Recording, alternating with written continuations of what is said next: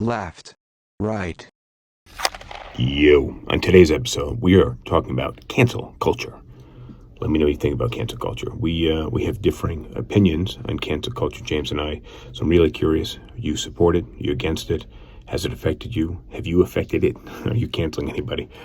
Listen on. Let me know. And if you have not already, don't forget to like, subscribe, comment. Any interaction at all will help us out greatly, and I will appreciate it. Thank you. This is SipTalk. Grab a drink and enjoy. Of course, let's go.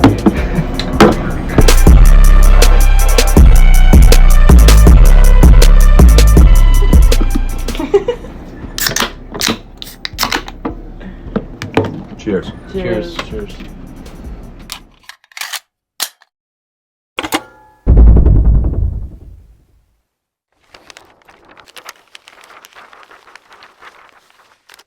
Hello, everyone. This is episode 145 of Sip Talk. My name is Justin DeJulia out of my basement in New Jersey, joined by James, the Bosniator Boswell, philosopher, accountant, referee. How do I always not know? Bartender. That's the important one here. So I think we're going to name this episode Cancel Culture and Shooting People by Mistake.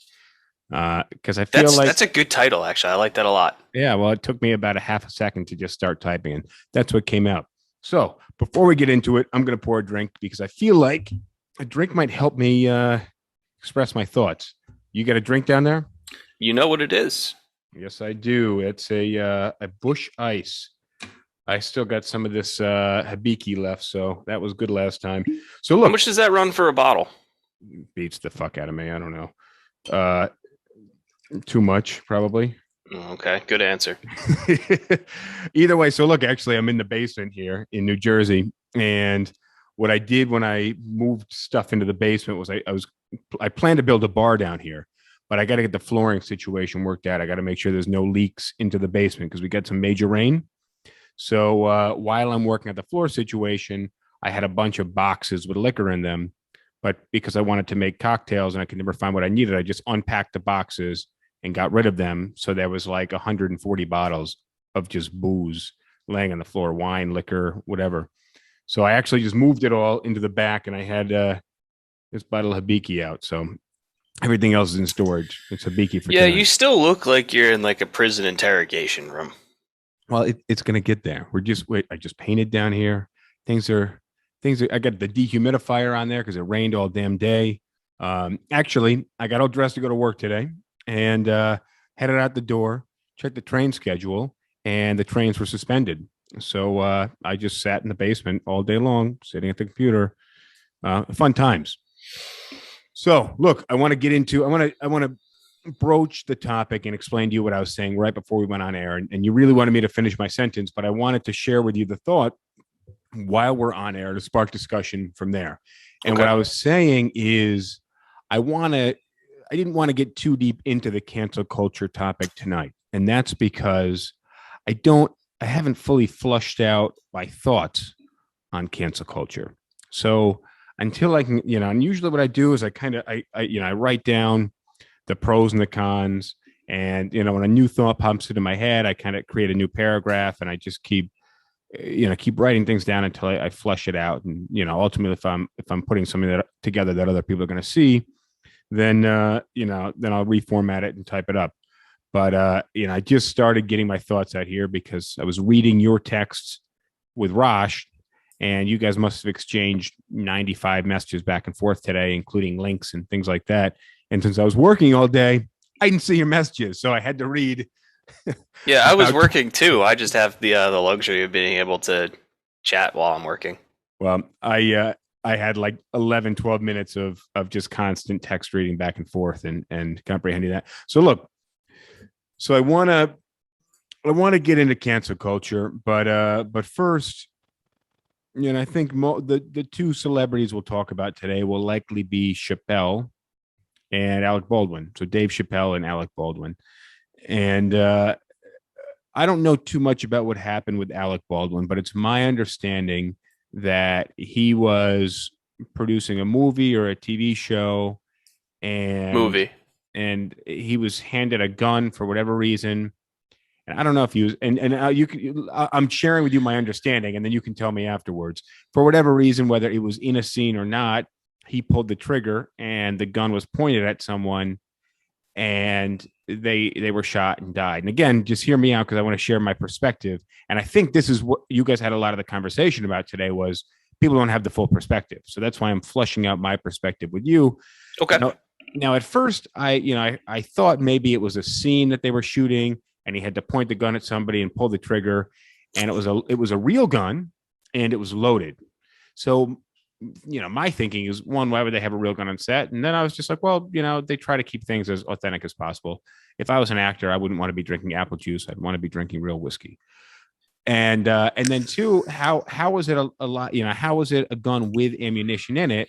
And then my brain started spinning. Well, maybe they needed a gun for the scene, and I think they were in like New Mexico or something. I don't know. Again, don't correct me yet. Sharing with you my perspective.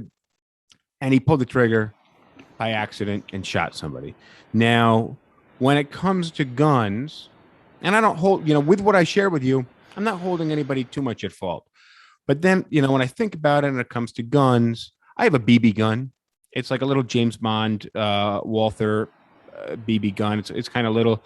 But just as a general rule, whether it's loaded or not loaded, I try to avoid pointing it at people because, but I know this from having lived in the South for a little while and having been around some hunting rifles when I was a kid, that it's just kind of general good measure to get in the habit of not pointing gun things at people. Unless it's a big orange gun, says Nerf on it, or it's a laser tag gun.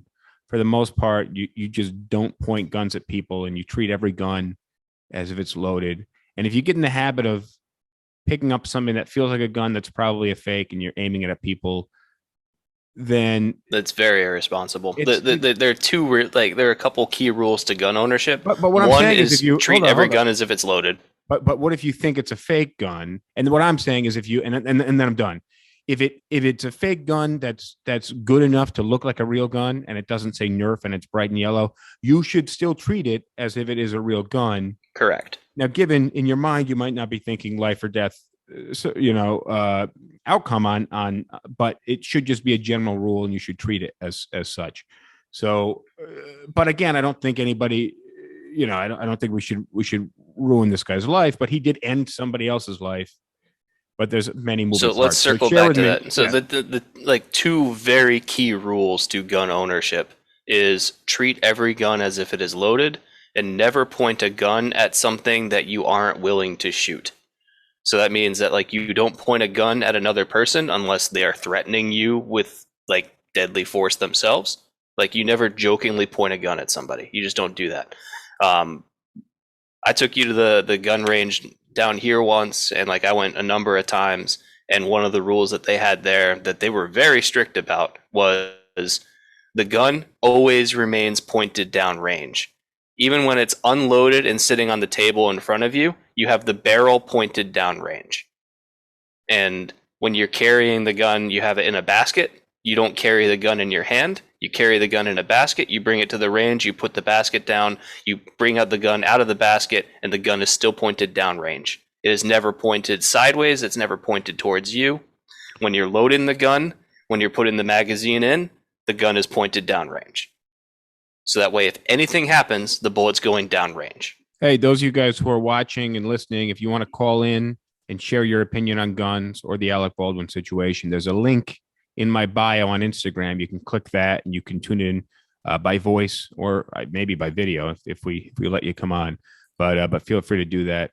So, all right. So, anyways, there's a specific rules about handling a gun that this firing range enforces. Now, are I happen to know that they're kind of general, like anybody who's been raised with guns or knows anything about guns. These are kind of rules to live by with guns. But is it your understanding that that's also the case, or is it your understanding that that's just?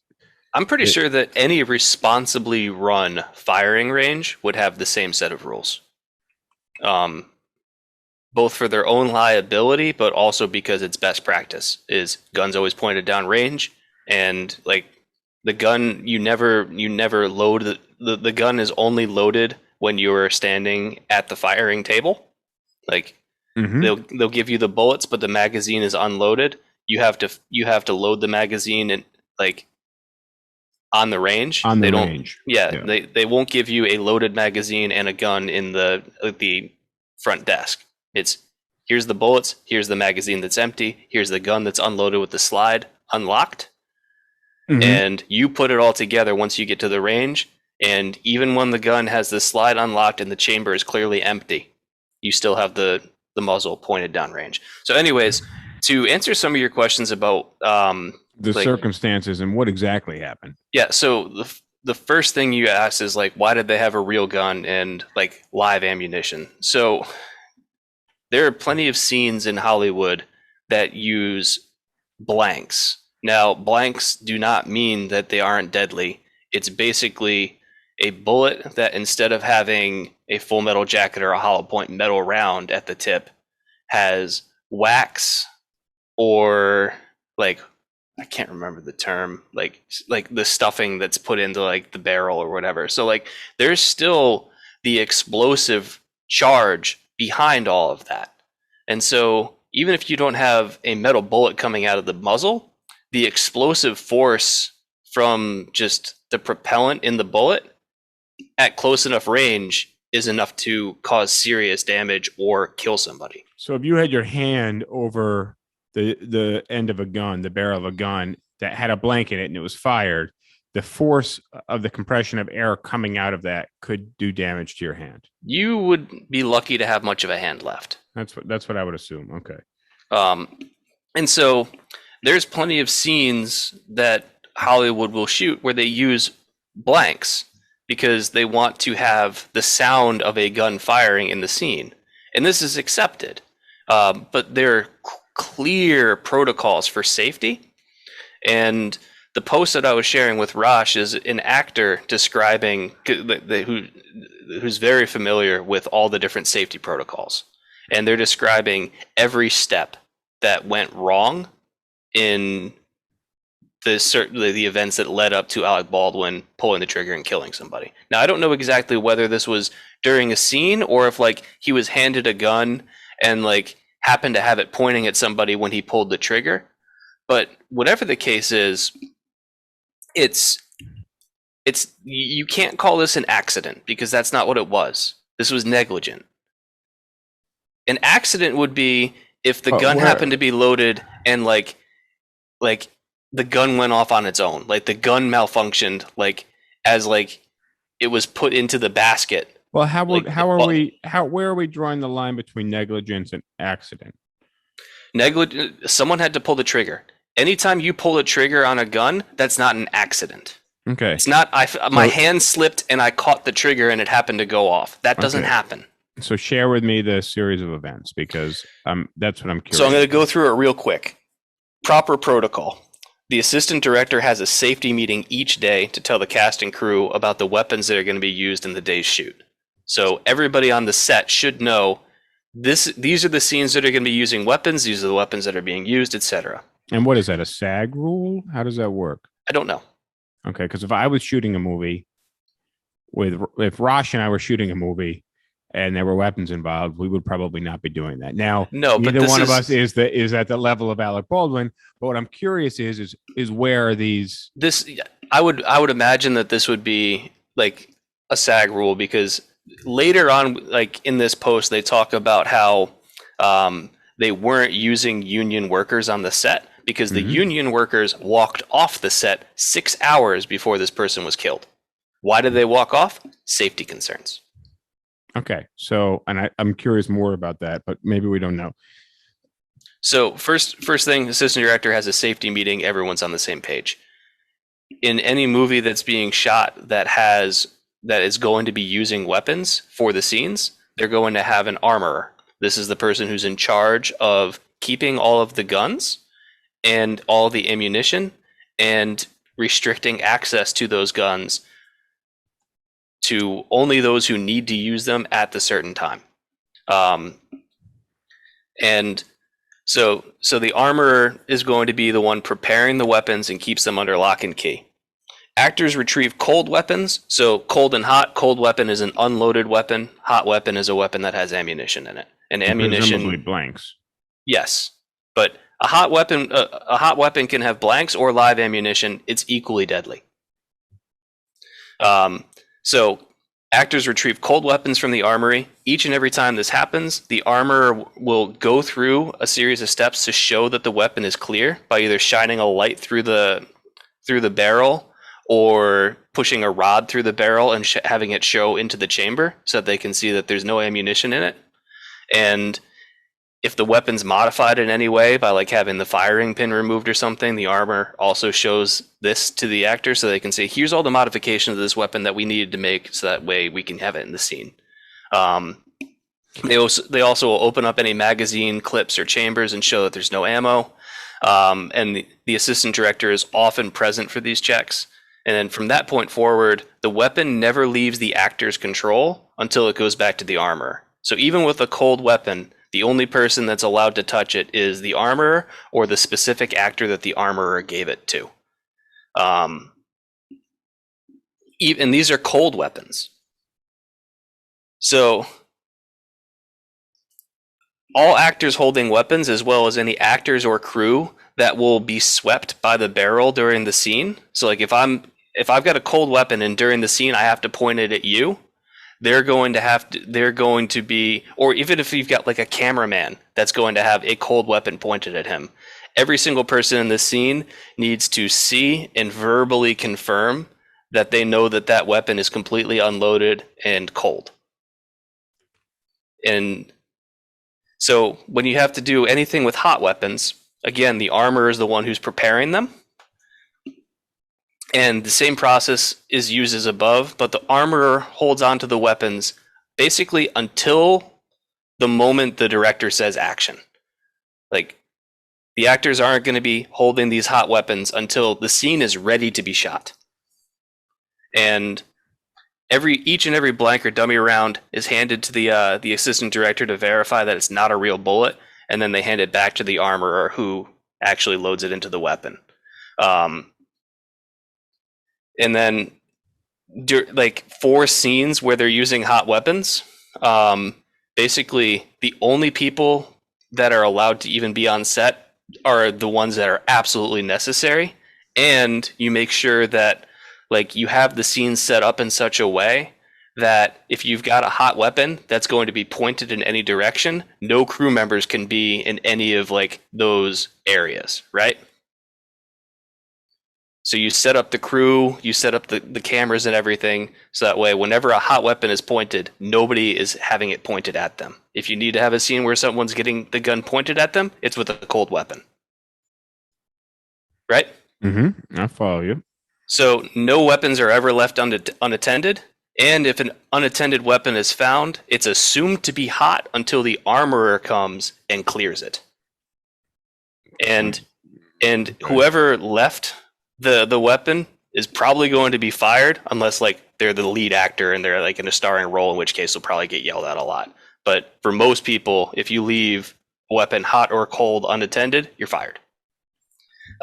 During rehearsal, so when you're not shooting a scene, you're just doing the choreography or the blocking or anything like that, you're not even using cold weapons. You're using, like, rubber weapons or nothing, because you don't need real weapons to rehearse. Yeah. And then if a crew member is going to have the weapon aimed at them for some reason, a piece of bulletproof plexiglass is set up between that actor and the crew member. So basically none of those things happened. And so hold up, just I want to pause you on that and just share. I don't know who's writing this. I don't know what their background is. They're an actor. Sure. Fine. Fair enough. But I don't know. Do we know who this person is exactly? Or we just know they're identifying as an actor? They say they claim to have been a union actor for about 20 years. Okay. So there's lots of people. Now, I don't know what union they're talking about, but there's lots probably of people. Probably a SAG actor. Yeah, that's also my thinking. Now, just the way this is sounding, so far, and I'm sharing my perspective and kind of real world background, and I don't know any of the facts, but I can tell you if there was a truck accident with like a tractor trailer and somebody was saying, well, this shouldn't have happened because we have these certain safety procedures that every trucker must do. It's very irresponsible not to do it. First off the bat, we check the tire pressure of every tire, all 18 wheels. Second off, we verify that this is working and most of the time that doesn't happen. Right? Like that a lot of these things aren't always happening. They might be in the handbook, and maybe somebody who's driven a truck over the course of 20 years a couple dozen times, which is not that often, is going to pretty much follow these procedures.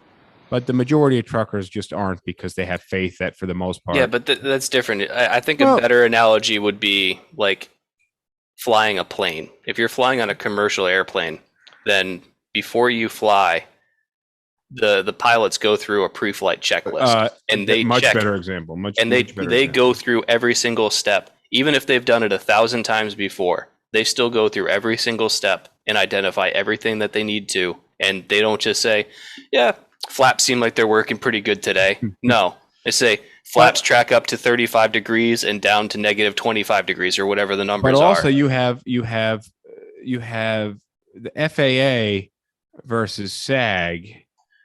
My guess is I would be more afraid of the FAA, and there's a lot more actual overlooked regulation with like a black box, a lot more, where people are listening in on the cockpit. I'm thinking that's not so much the case. So while I like your example better than mine, I think it's a bit too extreme. But again, I don't know, but I have a feeling oftentimes these things are not they're overlooked and not punished. But what I don't disagree with any of them. So from reading from the original post of this person who claims to be an actor for 20 years, and the way that they've written this and the details that they give, I believe them. But reading through the other comments, and again, it's the internet, so you can't know 100%, but other people who are actors talk about their experiences and basically say, this guy's right. And they talk about having been in scenes with either hot or cold weapons and not feeling unsafe because of the protocols that were followed beforehand to make sure that there's safety. So, okay. And I would say to further this point, we know that the union crew that was working on the set walked off the set 6 hours before this incident happened. And do we know the specifics of the safety concerns? Or maybe they were saying we're not well hydrated enough and we're in the heat, and that feels. I would have to imagine that it was safe. Like here's another fact that came out today, was that after the union crew walked off, they had other people working the set, and like during like downtime between scenes or whatever, like they were like plinking with like the prop guns. So they were just like, if they're in the New Mexico desert, who the fuck cares? Like, I'm just going to like set up some cans 20 yards down the line and fire at them. You're not harming anybody. But on a set of a movie, you're not allowed to do that. Nobody should have access to the weapons except the armor. So there's clear examples of safety practices not being followed. Okay. All right. It's one thing if you're out with your friends in the woods and you want to shoot at some beer bottles or whatever, fine. But that's not a professional environment where safety should still be a concern if you're out with your friends having like plinking. But this is just like if you were in the office.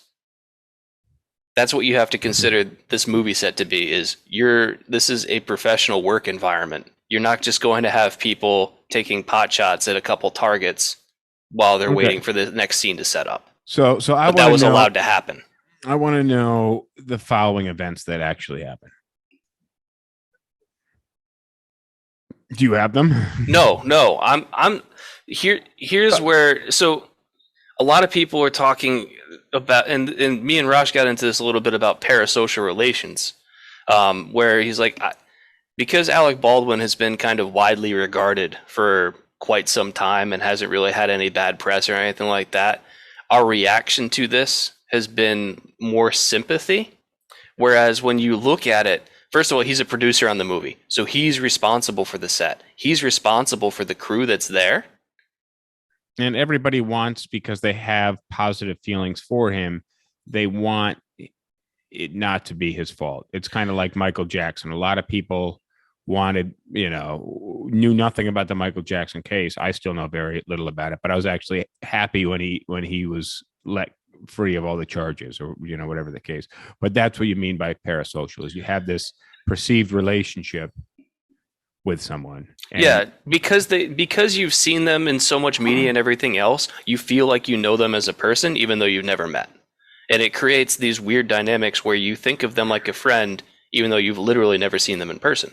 A lot of people see Alec Baldwin as a friend because they've seen him in all these roles of him being a positive guy or whatever.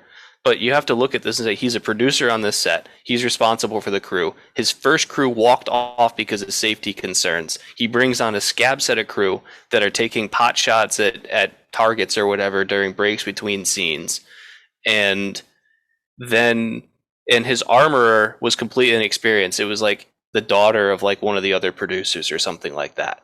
So they had an inexperienced armorer who really didn't know what they were doing. And he's handed a weapon. And again, they didn't go through the checks of saying like, hey, this weapon's clear. See, slides back, no ammunition or anything else. He's handed a weapon. And then at some point it's pointed at somebody and he pulls the trigger. And it turns out that there was a bullet loaded in it. Not a bullet, a blank. And I would like to know a little more around the situation. Whereas, did he aim it at somebody and jokingly pull the trigger? Was it in his hand at rest and he was just looking at the gun, pulled the trigger to make sure it was empty, and it happened? I don't know. But whatever the case is, that's going back to how we started, 2 rules of gun ownership. No, always assume that a gun is loaded. Never point a gun at somebody under any circumstance other than you expect to kill them. Yeah, and that's what we hope is the extent of the negligence. Well, no, right? the negligence is that he ignored these safety concerns. The crew was under his control because he's the producer, and he was handed a gun and he pulled the trigger on it. Yes, and we hope that is the extent of the negligence.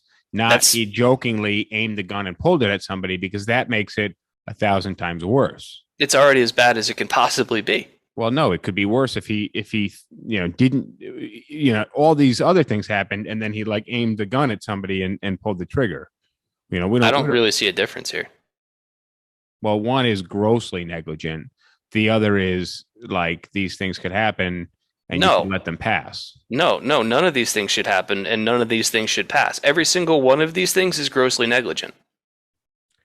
But it's perspective, and I think aiming a gun at someone and pulling the trigger is more negligent than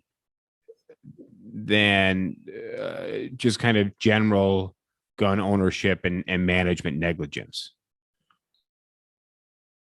He aimed the gun at somebody and pulled the trigger. Otherwise, they wouldn't be dead. Well, we don't know that he aimed the gun at this person. He had to have. Otherwise, they wouldn't be dead. We don't know that he had the gun in the sight line of the gun. Now, the gun at some point could have been pointed at somebody and the trigger was pulled. Right. So he pointed the gun at somebody and the trigger was pulled. You're missing my point, or you're being argumentative for the sake of your argument. No, what I'm saying is that whether or not he intentionally held the gun to somebody with the intent of pointing it at somebody, or the gun just happened to be pointed at somebody and he pulled the trigger, is the same. In your mind. And what I'm saying is that from the person that has this parasocial relationship with him, the aspect that I'm telling you is going to make a major difference to that person. So Rash, who has that relationship, and the majority of America who has that relationship with him, is going to want to know, did he do this and pull the trigger? Or did he do this and pull the trigger and go, oh shit? Because there's a major difference. Now, not to you, because you value so highly responsible gun ownership and think that... And I don't even own a gun. And you don't own a gun, and believe that irresponsible gun ownership is effectively the same thing as pointing a gun at someone and pulling the trigger. And you are right for your camp, but there's a whole other perspective that is going to disagree with you, that it's a different level of responsibility. And I would argue that and given the results, my camp wins because the person's dead either way. And you have a really valid argument, and ultimately that's what it comes down to. But we'll see where this goes over the coming weeks to really determine the greater social perspective, kind of, how the general public feels about this.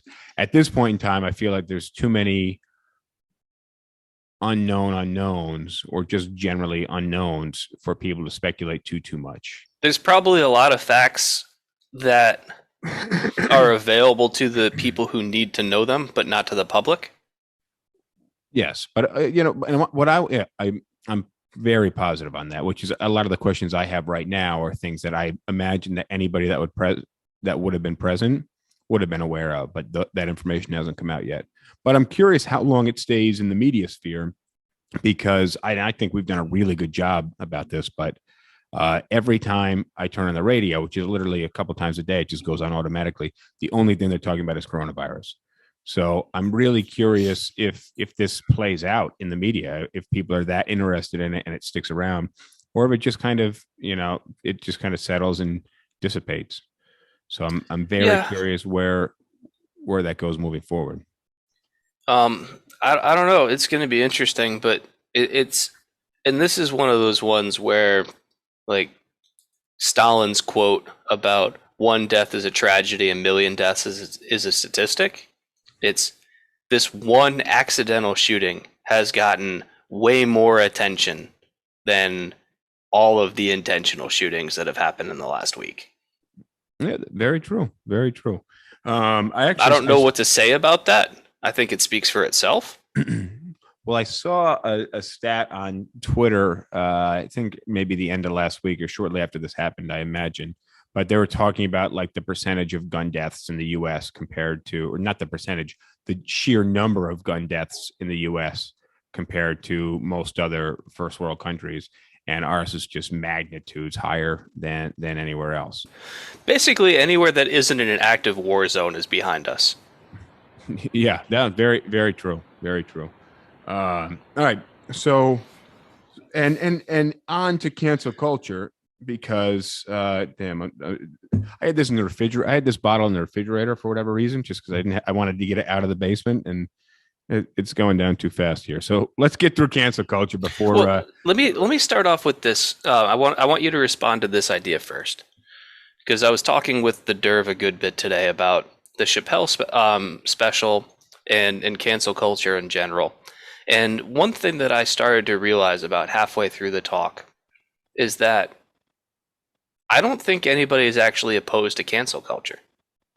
I don't think that there's an issue with someone's career being ended by something they did or said, because we can come up with examples that I think everyone would agree on having been canceled. Yeah, like I'm going to use Mel Gibson for an example of it coming out that he's racist and anti-Semitic, and like vehemently so, and he really hasn't done anything for the last 10 or 15 years. Bill Cosby is never going to work again because it turns out he likes to rape women. And I don't think that anybody has a problem with him being canceled. And if they do, I would really question their value system. But I think the people, and Weinstein is another one to chalk up there. Yep. Now, I don't think anybody's arguing that like they should be given another chance and they should be kind of reintegrated into being powerful and famous. Okay, so I'm using that as right, but I'm using that as a basis to say we're all okay with cancel culture. But I'm on that note, I'm going to include the number of people that are afraid of cancel culture and therefore are against it. First, let's just greet Maria real quick. Hi, Maria. Thank you for joining us. Hi, Julian. Hi, Dr. Lauren. Hi, Kyle. Christina. Rain Qual. Jess. Irma. Hey, guys. Cindy Salas. I want to see if anybody agrees with what I'm saying about how everyone's okay with cancer culture. The difference is, where do we draw the line in terms of what is cancelable? Well, I think, and uh, please, if you guys are watching, James wants to know: are you against cancel culture, or do you believe that anybody is against cancel culture? And what I want to say to that is that I think that there are people that are afraid of cancel culture, or people that are afraid to be their true selves, or they feel a bit they feel a bit in fear of doing the wrong thing, that are afraid of cancel culture. So my view is that what we refer to as cancel culture right now is really the free market deciding whether or not it likes your ideas. Yes, and And this is a newer thing. no, not really. It's just it gets more attention now because it's easier to follow. Well, what I was going to say, it's a newer thing because of social media and Okay. and people's ability to share their opinions that don't need to go through CNN or Fox News. It can Right. just it can go through whatever platform. You're putting my point in a way that I would have liked to. Because we know how much you love Facebook. Yes. So, Big fan. but did you watch the Dave Chappelle special? I tried to watch. I don't have Netflix, so I tried to watch as much of it as I could today by like piecing together clips on YouTube. And one of the things, and I talked with the Derv about this a good bit, because we had a slow mortgage afternoon, so we had time to talk. And one of the things that was really confusing to me is, like, first of all, as a comedian, your job is to go up on stage and say things that people either want to hear or entertaining to them, right? Mm-hmm. And so when people don't like what you have to say, that kind of means you're doing a bad job. Now, I looked, and so when he faced a big backlash over the most recent Netflix special, I'm not going to weigh in as to whether that backlash is warranted or not, because it's really hard for me to tell what his actual positions are. It, like, for some comedians, it's very easy to tell when they're joking and when they're making a statement about something. Mm-hmm. In this particular special, from the clips that I listened to, it was really hard for me to tell where he was being serious and trying to make a point about something, and where he was crafting a joke as part of a bit. But whatever the case is, he has this huge backlash from a certain segment, primarily the trans community. And when that happens, you've got four options, in my view. One is to try and provide context and say, hey, you guys are not interpreting this correctly. Here's the full context. Two is to apologize for what you said. Mm-hmm. I guess it's really three options. Or three is to just say, I said what I said, and that's the end of it. So he's kind of chosen option three, which is fine. He's a comedian. He can say what he wants on stage, and people can like it or not. What he's now doing, though, is trying to play the victim card. But the thing is, if you're going to choose option three and say, I said what I said, then that's you owning the consequences of your actions. But you see him as playing the victim card here? Because I don't.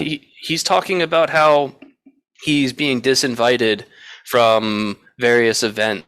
Well, but is he saying he's really sad about it?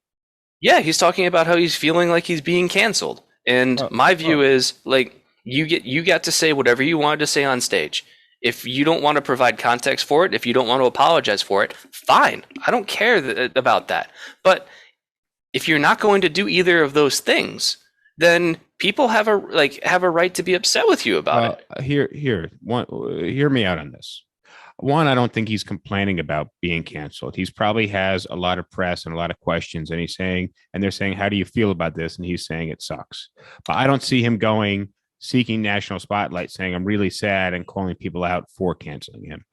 Two, I watched the special, and I know it's Chappelle. And I know it's Chappelle, who had a crazy, incredible career ahead of him.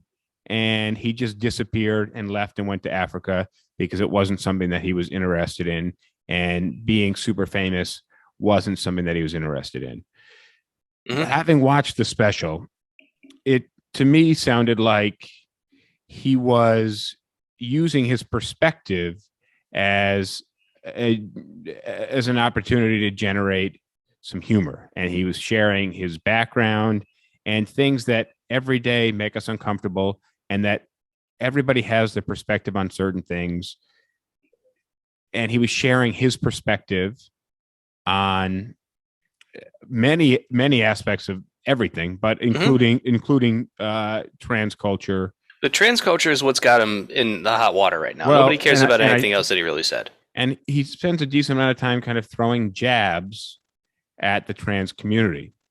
And it sounded to me, having watched the whole special, that he was kind of using these people.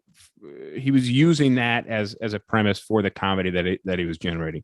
But he ties the special together at the end with sharing that this person was a close friend to him, and they committed suicide, and he has a lot of regret for everything that's going on, and he was sharing his perspective on things.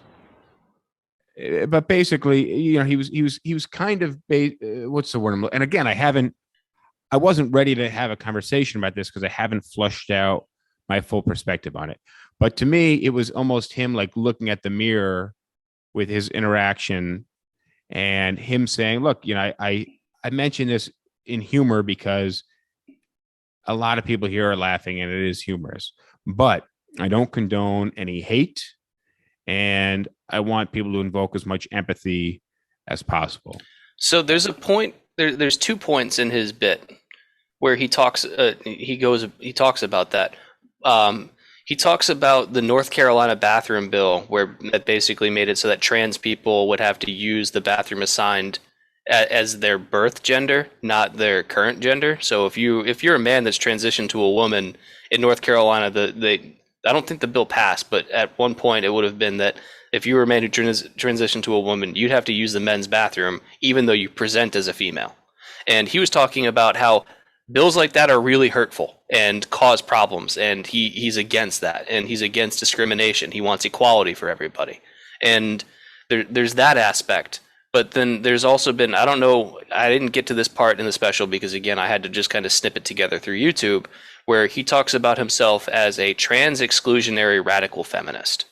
And so it's really hard for me to square those two together, because one, you're saying everyone's equality, but you're also, and this is not my words, these are his words, saying I am a TERF. I'm a trans exclusionary radical feminist. So when he's putting the own words of exclusionary as a title for himself, it's hard for you to not say that the trans community doesn't feel excluded when he's the one saying he's excluding them. So I can't figure out what his actual position is, and because he's playing both sides. I think you need to watch the whole thing to understand. I want him explaining that for him.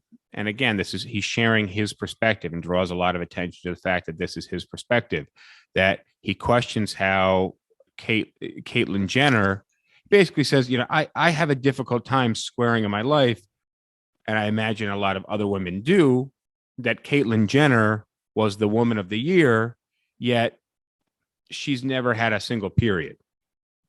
Now, and he not, and I think, he might have talked about his relationship with Caitlyn Jenner, or maybe I'm thinking of somebody else, but him saying that these things are difficult to square in your mind.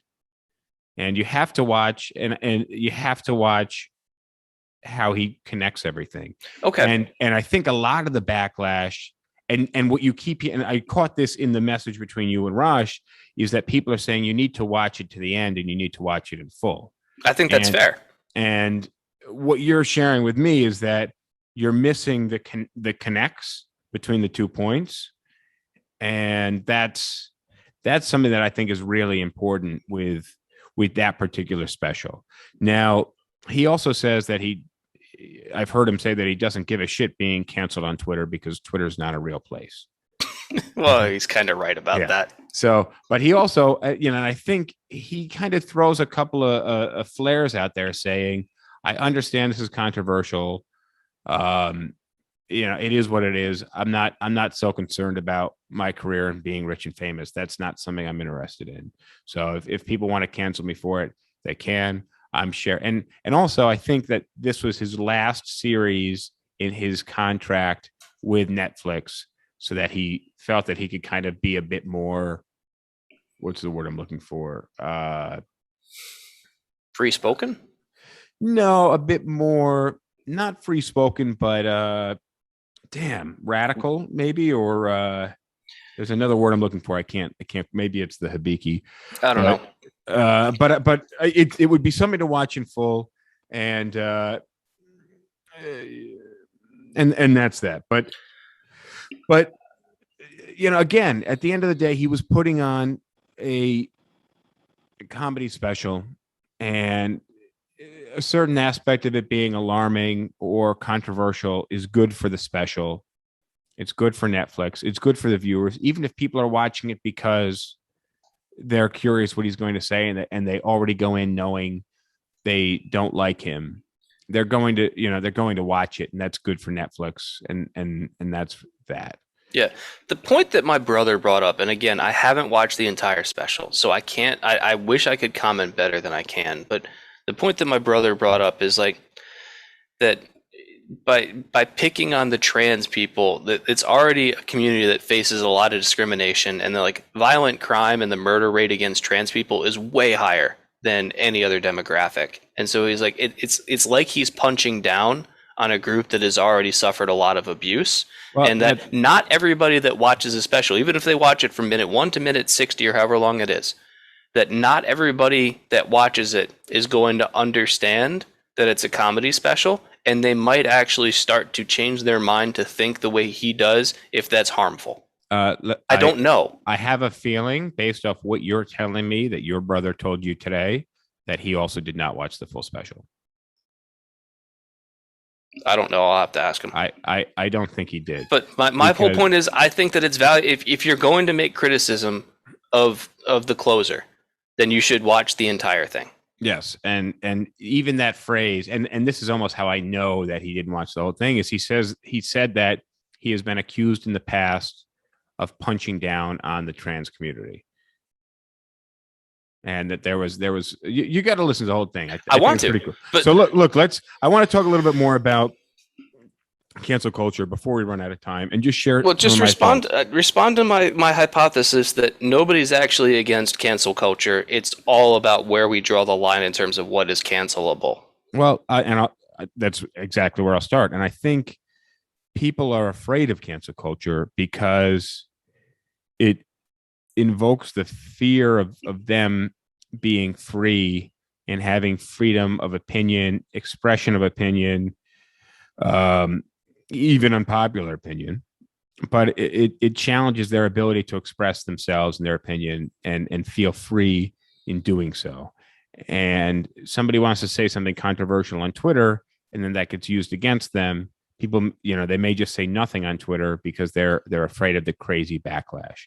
Or maybe there is no backlash, but then 10 years from now, it gets used against them. Well, that's one of those ones where you have to think, one, why am I afraid of the backlash? Like, you have to think, and maybe that's a time for you to reconsider your opinions and think, maybe I should rethink this position because there's some problems with it. So I'll give you an example that I read about.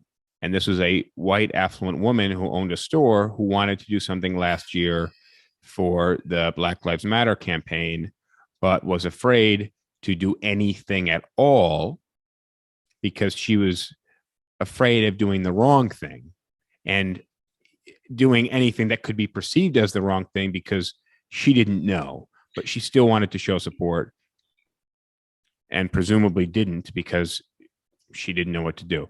But she was in fear of that. But well, here's the thing is, if you're running a business, taking a stance on social matters, whatever those social matters may be, is generally a bad business decision because you're going to divide people. And ultimately, as a business, your goal is just to sell shit to people. And so if you're taking a stance socially one way or the other, then there's going to be some people that probably don't want to socially engage with your business, even if you have a product that they want. but that's an easy opinion to take. But as a business that wants to be part of the community and part of the community conversation, because community conversation is being part of the community, it's a very difficult place to navigate. And I know that from running the company Instagram account that I've actually oftentimes been just froze on certain holidays and certain things. I'm not saying I'm way too fucking busy to come up with a post for every goddamn holiday, but sometimes when I've had some free time, I've struggled with like the Muslim holidays, posting something because I just don't know what to say, and I've wanted to post something because So here's my suggestion on that, and this goes for both the business owner who wanted to support Black Lives Matter and you, business owner who wants to celebrate a certain holiday that you're not familiar with. In either of those cases, if you want to do the right thing, ask someone who's a member of that community and say, hey. And oftentimes I have, but again, that's also a tricky move to make because it's just a tricky move to make, and that's the reality of the situation. So I want to share a little bit more though, some questions I have, and then we can have a bit more of a conversation about them. But I want to flush these out and at least get them out before I can flush them out.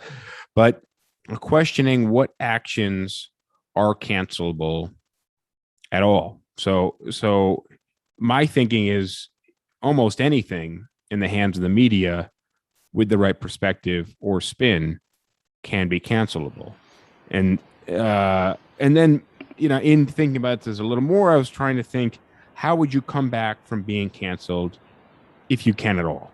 Now you can, for one. Well, there's certain things that are too far. Cosby, for example, which I don't think anybody from afar, you or I, would have seen that coming, right? But I don't. No, it was a surprise, but maybe those close to him may have known. But point is, from our perspective, we wouldn't have seen it coming. Now, somebody like Cosby or Weinstein, I don't think there's any coming back from that. Nor should there be. Okay, fair enough. Now, there's a certain number of people that, whether you try to appeal to them in trying to come back from being canceled, are going to have their backs to you and are going to have you completely tuned out. So you weren't going to get them back anyways. Fair enough, but I didn't expand on this thought too much. But I think the only way to get them back on your side would be you got to appeal to anybody who you can appeal to, and then hope that the ones who have their backs to you will be appealed to in your favor from their friends. Right. You've got the wrong goal there, though, because you can't please everybody, and you never will. But the thing is, you pissed off a bunch of people who may not know the real story or exactly what happened, who are getting wrapped up in the tsunami of the media that's pushing the cancel culture. Well, all right, can I throw out a quick example here, because I think this is instructive, and we talked about it a while back when we were talking about Me Too, because there's a lot of parallels here. Like when Aziz Ansari got accused of like something or whatever, like the real story came out and it was just a bad date where he was kind of awkward and the girl didn't feel comfortable. But like after the real story came out, everyone's just like, this is bullshit. Like he didn't do anything wrong and he didn't get canceled. He's still doing whatever he wants to do in the media and everyone's fine with him because he didn't do anything wrong and he was open about it. And he's just like, yeah, this is what happened. So you could argue that was a cancellation attempt, and it failed because ultimately he didn't do anything wrong.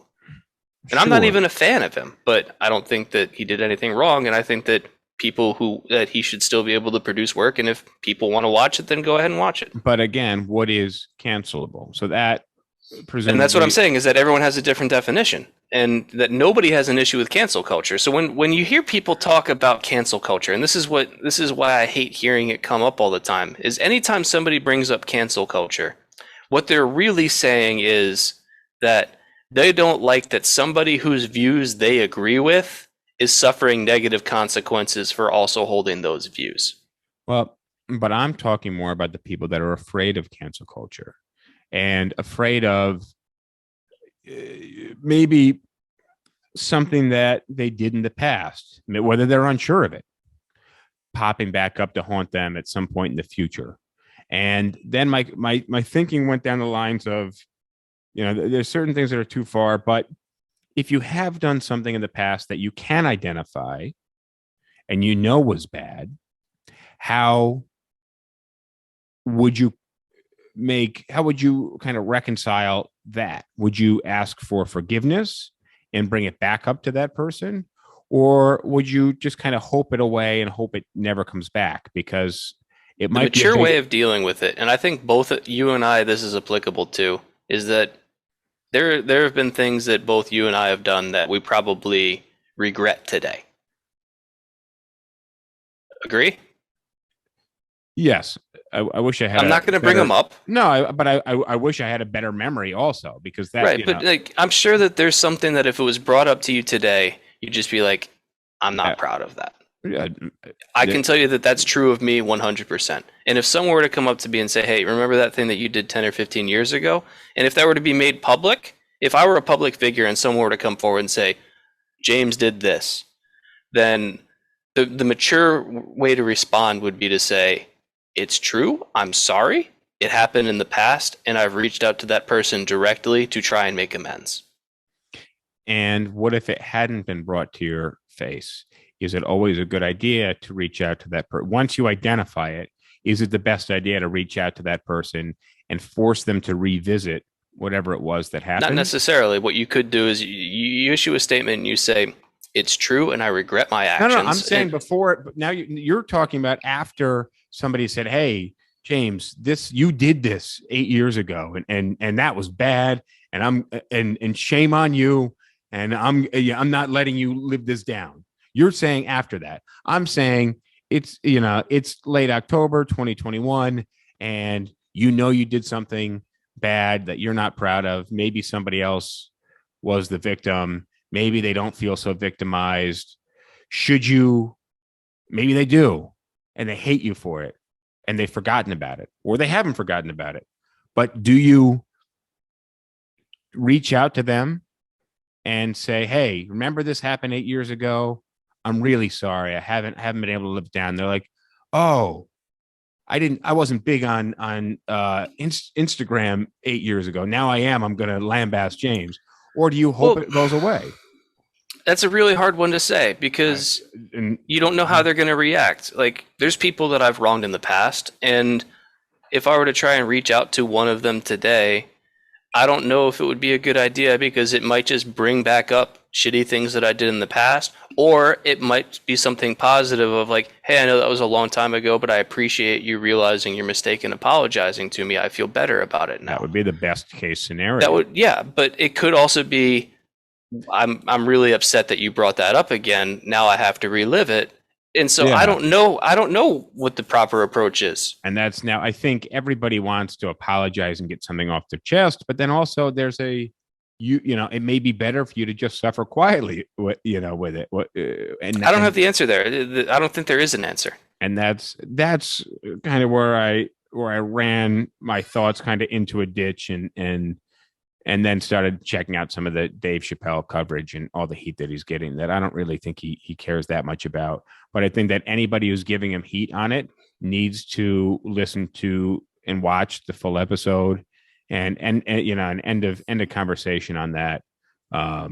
Because I actually thought it was a pretty cool episode. And I think that's a good way to wrap is that like before you form an opinion on something, get the whole story. But what do we start talking about in the beginning of the episode?